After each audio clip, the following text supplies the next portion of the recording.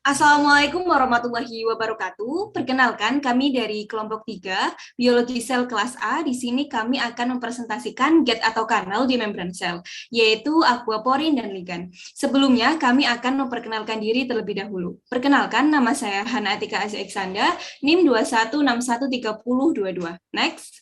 Saya Mutiara Firdaus dengan NIM 21613018. Perkenalkan, nama saya Erina Rehana Putri dengan NIM 21613019. Perkenalkan, saya Nabila Putri Aisyah dengan NIM 2161131021.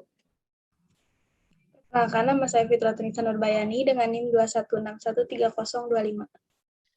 Perkenalkan, nama saya Putri Fitriana dengan NIM 21613026. Yang pertama, aquaporin. Aquaporin juga disebut saluran air, adalah protein membran integral yang tersusun dari famili besar, protein intrinsik mayor yang membentuk pori pada membran sel, terutama memfasilitasi transfer air antar sel. Aquaporin banyak ditemukan di membran sel darah merah, di mana mereka digunakan untuk mengontrol volume dan tekanan. Aquaporin juga ditemukan dalam sel-sel ginjal, di mana mereka digunakan untuk menyerap kembali air dari filtrat atau urin dengan cepat dan efisien.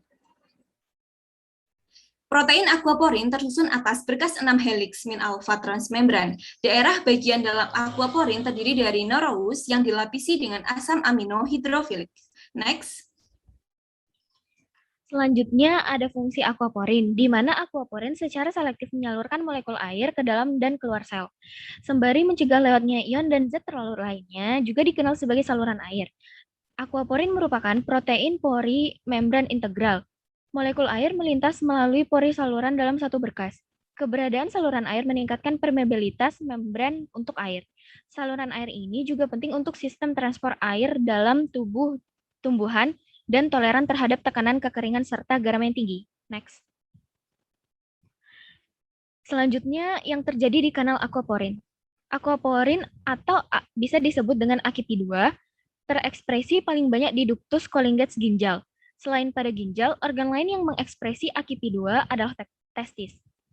Pada saat istirahat, AKP2 terletak di intrasel dan akan bergerak menuju membran sel setelah teraktivasi. AKP2 terlokasi pada sel utama ductus colligentes dan studi yang dilakukan pada tikus yang haus menunjukkan bahwa ekspresi AKP2 meningkat. Transport air diukur. Mekanisme pengaturan reabsorpsi air adalah reabsorpsi air oleh AKP2 di ductus colligentes dimulai dengan adanya suatu rangsangan yang mengakibatkan disekresinya VP oleh hipotalamus posterior yang kemudian akan meningkat reseptor V2 yang berada pada membran basolateral sel utama ductus colligentes merupakan reseptor yang mengikat protein G. Maka pengikatan dengan VP yang mengaktifkan protein GS yang kemudian mengaktifasi adenylating kinase untuk mengubah ATP dan CAMP sebagai second messenger yang seterusnya akan mengaktifkan PKA untuk fosforilasi AKP2. Sehingga akan terjadi translokasi dari sitoplasma menuju membran apikal dan akhirnya AKP2 terekspresi di membran apikal dan terjadi reabsorpsi yang meningkat. Permeabilitas air pada ductus colligentes diatur oleh VP melalui mekanisme membran shuttle, yaitu mengatur redistribusi vesikalan transseluler menuju lapisan apikal dari sel utama di mana AKP2 mengalami translokasi antara membran apikal dan endosom subapikal. Lalu lintas intraseluler dari AKP2 diatur oleh VP melalui short-term eksotosis menuju membran plasma di mana mekanisme biosintesis sintetik jangka panjang teraktivasi antara lain oleh respon terhadap haus yang lama. Next. Gangguan klinis pertama kali terlihat sebagai hasil dari mutasi gen. Para peneliti di Universitas Nijmegen Belanda mula-mula mengidentifikasi pasien dengan DIN yang menurun secara resesif yang tidak memiliki mutasi pada gen, mengkode reseptor V2 dengan penyusunan struktur gen AKP2, mereka mengidentifikasi adanya mutasi pada transmembran dan pada pembentukan pori dari AKP2. Mutasi ini mengakibatkan kegagalan pada protein AKP2 berada di retikulum endoplasma. Selanjutnya, telah diidentifikasi suatu famili yang mengakibatkan DIN menurun secara dominan dan tempat mutasinya ditemukan berada 2 residu di bawah tempat fosforilasi dari PKA. AKP2 akan meningkat ekspresinya pada keadaan retensi cairan seperti gagal jantung kongestif, syndrome of inappropriate ADH, cirrhosis, dan bahkan kehamilan. Selebihnya, studi ini memprediksi bahwa akan ditemukan anggota famili aquaporin baru dan bahwa aquaporin tersebut berpartisipasi dalam kelainan klinis penting yang lain yang dapat diprediksi dengan tepat di mana protein tersebut diekspresi. Selanjutnya, contoh jika ada sebuah kelainan pada aquaporin yang menyebabkan suatu penyakit, yaitu pada pasien yang memiliki beberapa cacat dalam urutan aquaporin 2 hadir dalam sel-sel ginjal, mereka harus mengambil lebih dari 20 liter air untuk menjaga diri terhidrasi. Dalam kasus medis ini, tidak ada konsentrasi urin yang memandai. Kasus sebaliknya juga menghasilkan kasus klinis yang menarik. Produksi kelebihan aquaporin 2 menyebabkan retensi cairan yang berlebihan pada pasien. Selama periode kehamilan, terjadi peningkatan sintesis aquaporin. Fakta ini menjelaskan retensi cairan yang umum pada ibu masa depan. Demikian pula, tidak adanya aquaporin 2 telah dikaitkan dengan munculnya jenis diabetes tertentu. Ligan gate-ion channels merupakan kelas penting dari protein membran plasma, yaitu sebagai memediasi komunikasi sel-sel dan rangsangan seluler. Secara klasik, LGIC telah dibagi menjadi 3 famili berdasarkan kriteria biologi, molekuler, dan struktur protein. Yang pertama adalah LGIC cis-loop, kemudian reseptor glutamat, dan yang ketiga reseptor P2X yang sensitif terhadap ATP. Next. LGIC ini diketahui memediasi respon neurotransmitter atau ligan pada sistem saraf pusat dan perifer, pada otot rangka dan polos, dan pada sistem endokrin. Selain itu, beberapa LGIC ini tampaknya berfungsi dalam sel yang tidak dapat dirangsang, misalnya glia, sel endotel, dan sel T.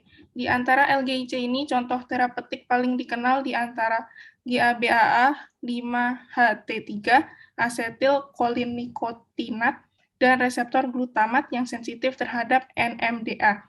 Ligan langsung, agonis, dan antagonis telah menjadi fokus utama, tetapi benzodiazepin menunjukkan ruang lingkup potensial dari modulator LGIC. Next.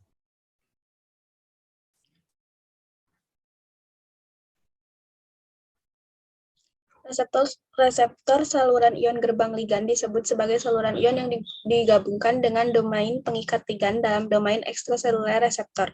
Strukturnya biasanya merupakan kumpulan subunit oligomer yang dikelilingi oleh pori pusat. Next. Selanjutnya, fungsi ligan. Ligan gate-ion channels adalah kumpulan protein oligomer yang mengubah sinyal kimia menjadi fluks ion melalui membran pasca sinaptik dan terlibat dalam fungsi dasar otak seperti attention, learning, dan memory. Saluran ion bergerbang ligan mengikat neurotransmitter dan membuka sebagai respons terhadap pengikat ligan. Saluran ini mengontrol transmisi sinaptik antara dua neuron atau antara neuron dan otot. Fungsi utama saluran ini adalah untuk mengubah sinyal kimia intraseluler menjadi informasi listrik. Proses ini sangat penting dalam transduksi sensorik, di mana saluran yang dijaga oleh nukleotida siklik mengubah bau dan cahaya menjadi sinyal listrik. Next. Yang terjadi di kanal ligan. Ligan gated ion channels adalah reseptor multi-subunit 4 atau 5 subunit besar yang membentuk saluran ion membran yang ketika terbuka memungkinkan lewatnya Na+, Ka+, Ca++, atau Cl-. Setelah kompleks reseptor atau saluran diaktifkan, potensial membran dapat menjadi terdepolarisasi atau hiperpolarisasi, tergantung pada arah aliran ion dan ion yang terlibat. Biasanya setiap subunit mengandung 4 domain transmembran hidrofobik yang dihubungkan oleh gugus hidrofilik.